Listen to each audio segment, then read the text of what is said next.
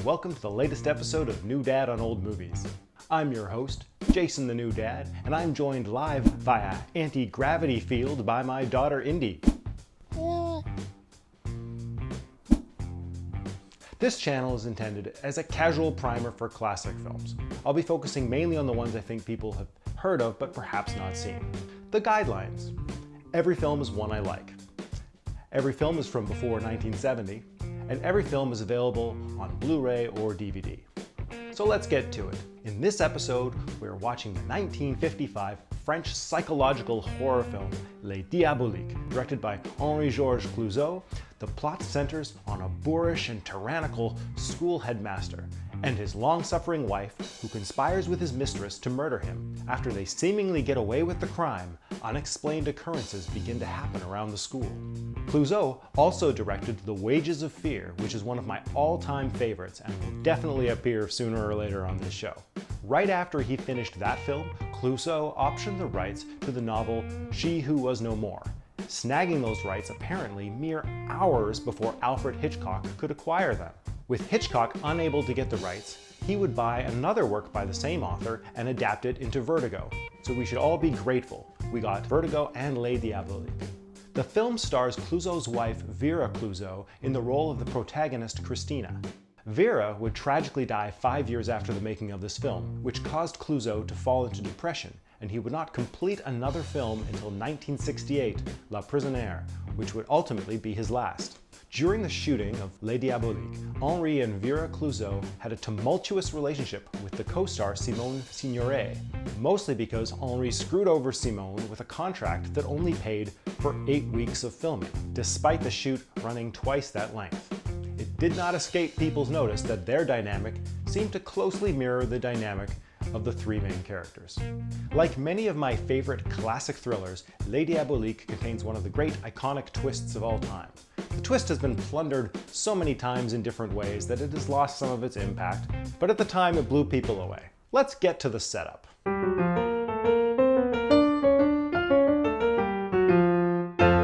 It begins, as these things so often do, with some credits over what looks like a scuzzy puddle.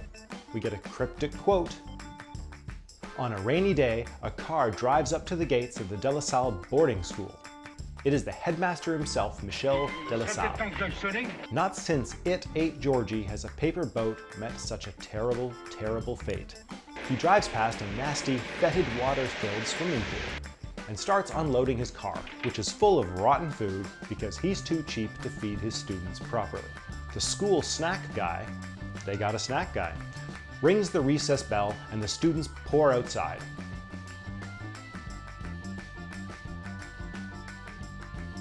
The various long-suffering teachers talk some smack about their students, and we meet our main characters, the aloof Nicole and the sweet and frail Christina.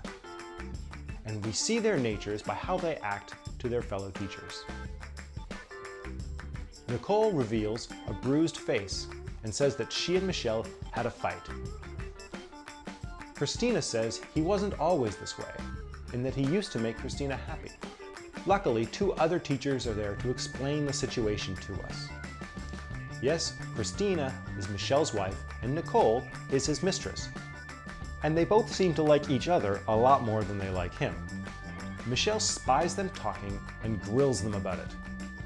When Nicole refuses to kiss him, he forces himself on his wife. Charmer. He and Nicole have a strange conversation about Christina and her health, as if she isn't even in the room. Michel refers to Christina as my little ruin and sends them outside as if they were children. The kids are gossiping about Nicole and Christina day drinking. Christina threatens to take away a child's vacation time for drawing on the building, but doesn't because she's not a jerk. Cue Michel. Vous avez entendu, Madame la Directrice? There's a jerk. After recess is over, Nicole and Christina sit around plotting. Nicole seems to think they have the perfect opportunity to do something during the 3-day vacation. That night at dinner, the cooks are bemoaning the skanky fish that Michel bought and is going to feed to his students. At the dinner table, Michel bullies his wife into eating the nasty food and monitors what his teachers drink. He threatens his students into silence and endears himself into the audience's hearts. The kids riot about the crappy food, and the teachers throw them out. Christina and Nicole criticize him for his fish purchase. Christina reveals that she pays for everything, which she will tolerate, but not when the kids are involved. Christina wishes for death, and Michelle responds as we would expect. Nicole says she's going to pack for her vacation and whispers to Christina that she's leaving at 7 a.m. What are they plotting? When they are alone, Michelle advances on Christina and it fades ominously to black. Later, after the presumed sexual assault, Christina collects her shoes and gives her husband a look of pure hatred and slips quietly away. She fetches a suitcase from her room and meets Nicole, who's wrestling with a very large basket. She tosses it downstairs. As the children prepare for their long weekend away, Michelle notices Christina is not at breakfast. Plantiveau reveals that Christina and Nicole left early that morning, and Michelle pretends like he knows to save face. On their road trip, Nicole and Christina discuss how Michelle wished for his wife's death, and that with her heart condition, it wouldn't take long. Nicole admits to entertaining the notion of her dying, but back before they got to know each other.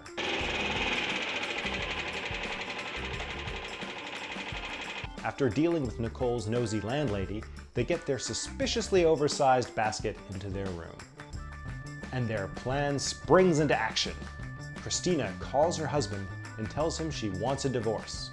He is not pleased. She owns the school, after all, and says that he's coming out in the morning on the train and will arrive in the evening. And there's where I'll leave it. What will happen when Michelle arrives? That sure is a big basket. I gotta give this one to Paul Maurice as Michelle. He's so magnificently loathsome as the abusive husband that it's easy to see why his own mistress would conspire against him. A couple of episodes ago, I recommended A Simple Favor as a double feature with Laura, and hot damn, it would make a good double feature here as well. But because I already recommended that one, I suggest you check out the 1982 comic thriller Death Trap, starring Michael Caine, Diane Cannon, and Christopher Reeve. It's about a famous playwright, his wife, one of his students, and murder. So how about it? Would you pair Death Trap with Les Diaboliques? Did you see the Sharon Stone remake? Don't. Just don't. Let me know in the comments, and if you like this video, then like this video and subscribe. Until next time, I'm Jason the New Dad, she's Indy, and here's a second of footage from the next episode.